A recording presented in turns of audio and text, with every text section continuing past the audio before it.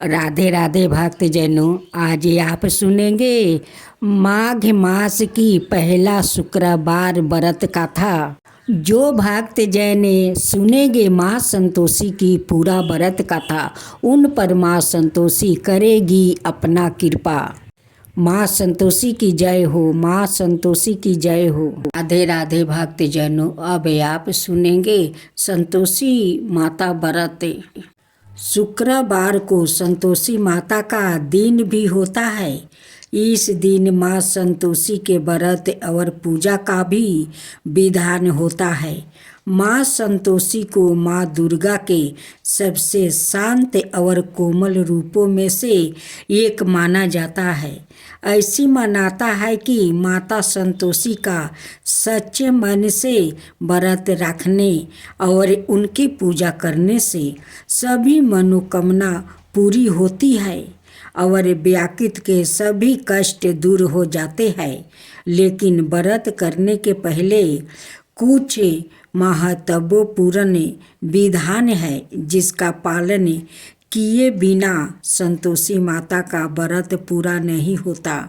इन नियमों का पालन करना बेहद जरूरी है।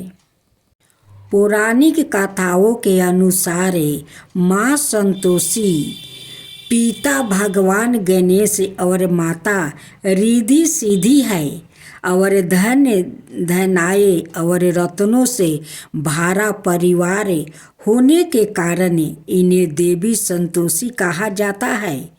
धर्म शास्त्रों की माने तो शुक्रवार के दिन देवी लक्ष्मी के साथ ही माता संतोषी को भी समर्पित होता है।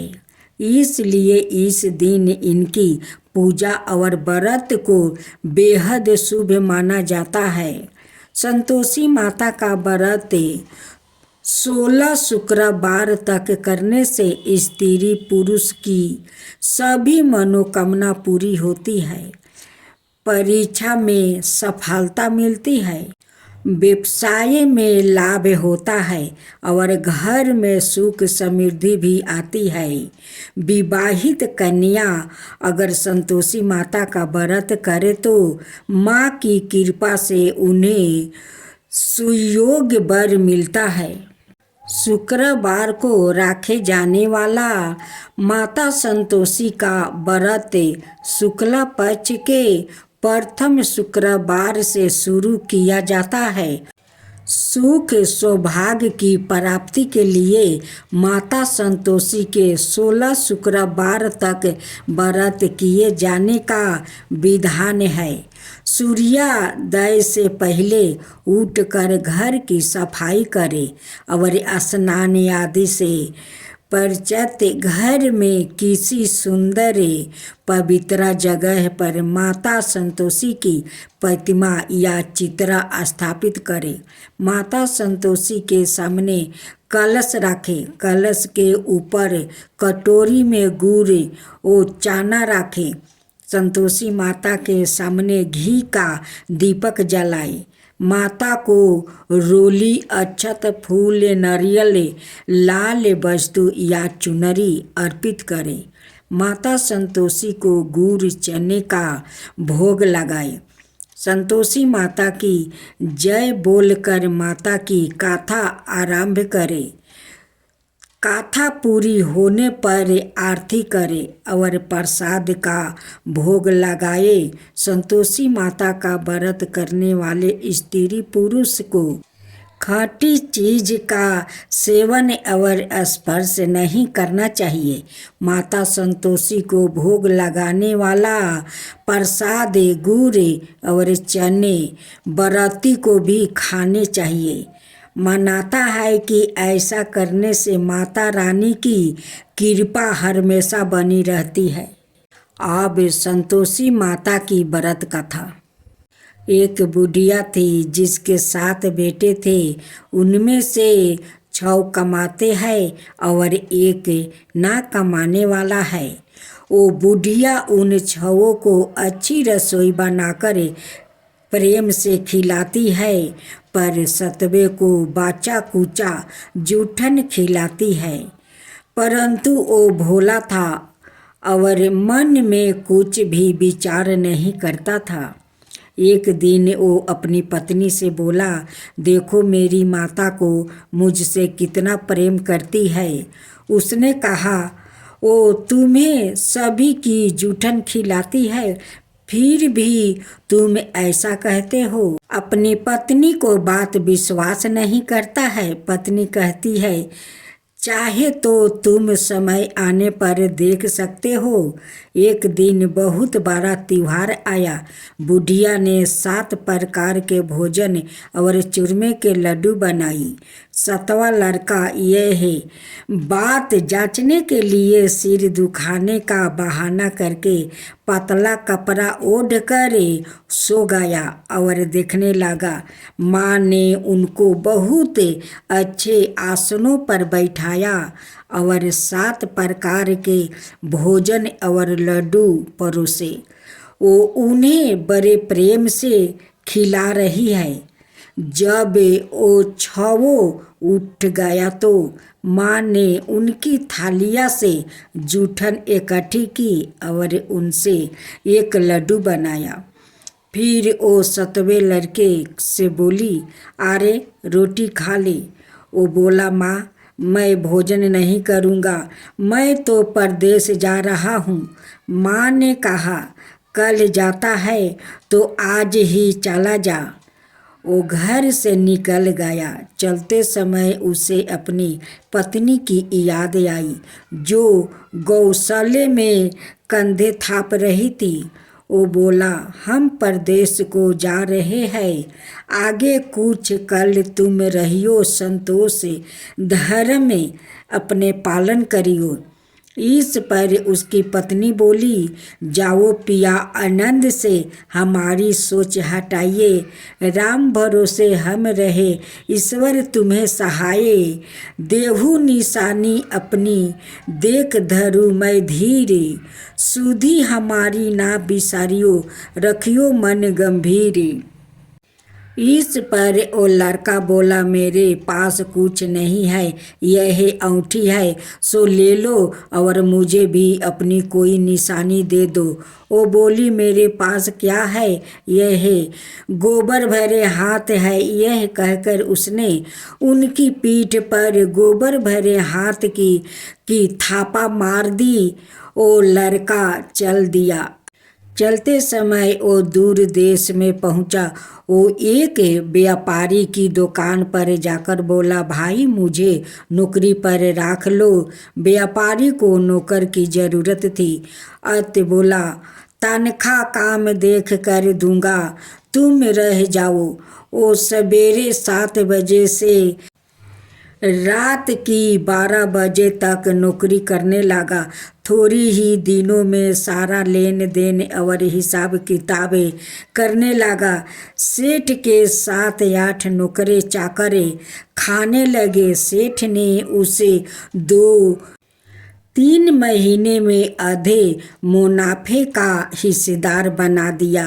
12 बरस में वो नामी सेठ बन गया और उसका मालिक उसके भरोसे काम छोड़कर कहीं बाहर चला गया।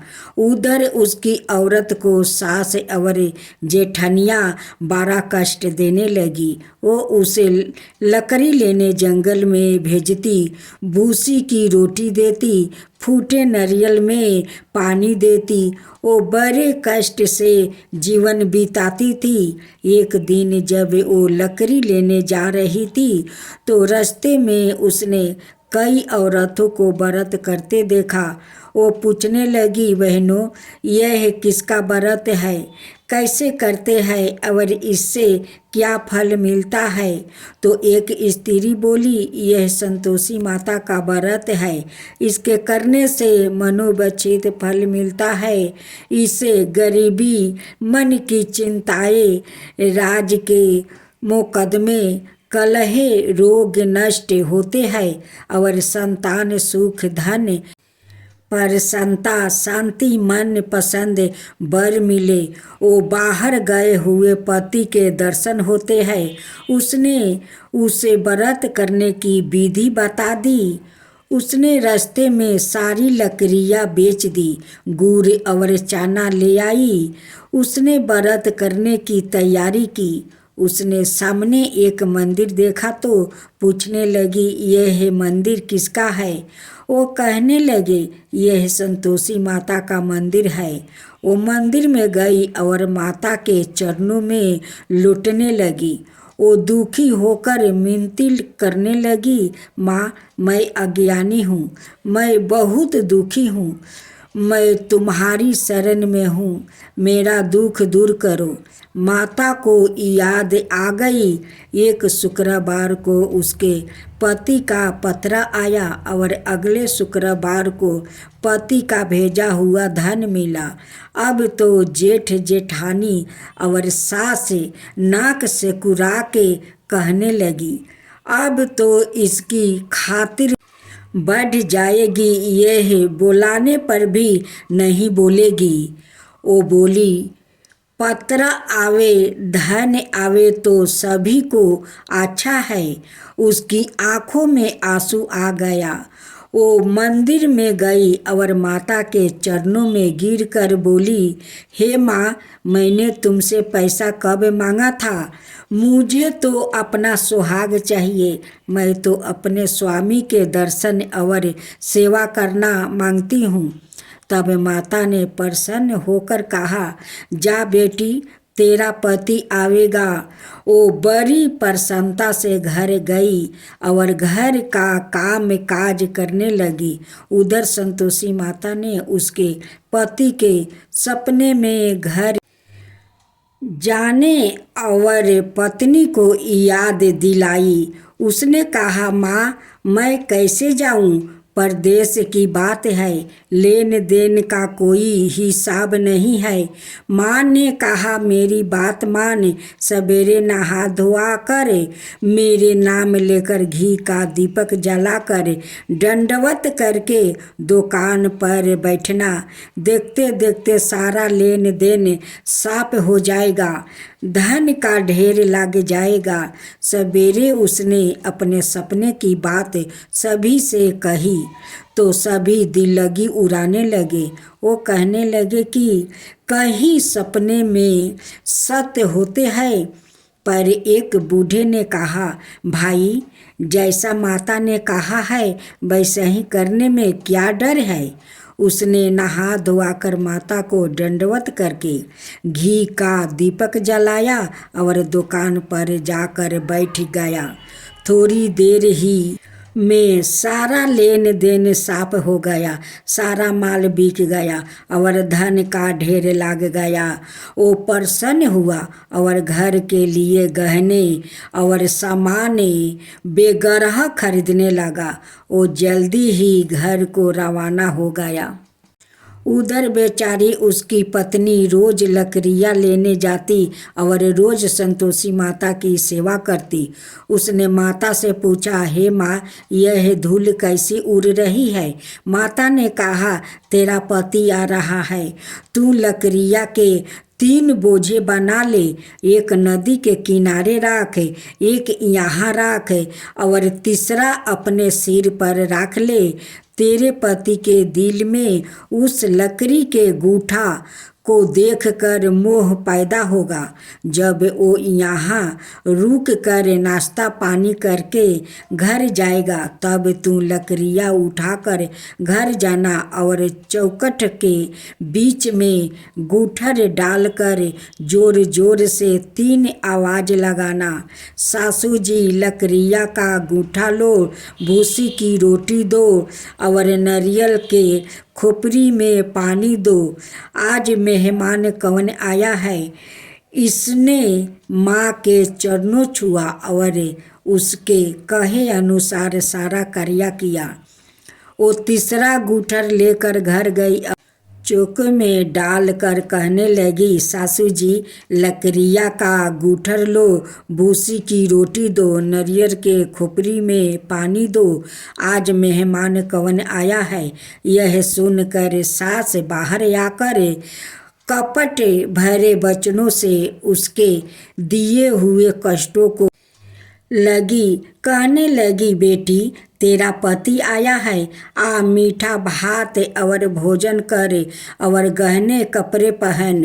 अपनी माँ के ऐसे वचन सुनकर उसका पति बाहर आया और अपनी पत्नी के हाथ में औंठी देख कर व्याकुल हो उठा। उसने पूछा, यह कौन है? माँ ने कहा, यह तेरी बहू है। आज 12 बरस हो गया, यह दिन भर घूमती फिरती है, काम काज करती नहीं है, तुझे देख कर नखरे करती है। वो बोला, ठीक है, मैंने तुझे और इसे देख लिया है, अब मुझे दूसरे घर की चाबी दे दो, मैं उसमें रहूँगा। माँ ने कहा, ठीक है, जैसी तेरी मर्जी। और उसने चबिया का गुच्छा पटक दिया। उसने आपस से सामान तीसरे मंजिल के ऊपर के कमरे में रख दिया। एक ही दिन में वो राजा के समान ठाठ बाट वाले बन गया। इतने में अगला शुक्रवार आया। बहू ने अपनी पति से कहा, मुझे संतोषी माता के व्रत का उद्यापन करना है। वो बोला, बहुत अच्छा, खुशी से कर ले। जल्दी ही उद्यापन की तैयारी करने लगी। उसने सेठ के लड़कों को भोजन के लिए कहा। उन्होंने माना लिया। पीछे से जेठानिया ने अपने बच्चों को सिखा दिया, तुम खटाई मांगना जिससे उसका उद्यापन पूरा ना हो। लड़कों ने भोजन कर खटाई मांगने लगा। बहू कहने लगी, भाई, खटाई किसी को नहीं दी जाएगी, यह तो संतोषी माता का प्रसाद है। लड़के खड़े हो गया और बोले, पैसा लाओ। ओ बेचारी भोली कुछ नहीं समझ सकी, उनका क्या भेद है। उसने पैसा दे दिया और वो इमली की खटाई मंगा कर खाने लगा। इस पर संतोषी माता ने उस पर रुष्ट हो गई। राजा के दूत उसके पति को पकड़कर ले गया। वो बेचारी बड़ी दुखी हुई और रोती हुई माता जी के मंदिर में गई और उसने चरणों में गिरकर कहने लगी, हे माता, यह क्या किया? हंसा कर अब तू मुझे क्यों रुलाने लगी? माता बोली, पुत्री, मुझे दुख है कि तुमने अभिमान करके मेरा व्रत तोड़ा है और इतनी जल्दी सब बातें भुला दिया। वो कहने लगी, माता, मेरे कोई अपराध नहीं है, मुझे तो लड़कों ने भूल में डाल दिया, मैंने भूल से ही उन्हें पैसा दे दिया। माँ, मुझे क्षमा करो, मैं दोबारा तुम्हारा उद्यापन करूँगी। माता बोली, जा, तेरा पति रास्ते में आता हुआ मिल जाएगा। उसे रास्ते में उसका पति मिला। उसके पूछने पर वो बोला, राजा ने मुझे बुलाया था, मैं उससे मिलने गया था। वो फिर घर चले गए। कुछ ही दिन बाद फिर शुक्रवार आया।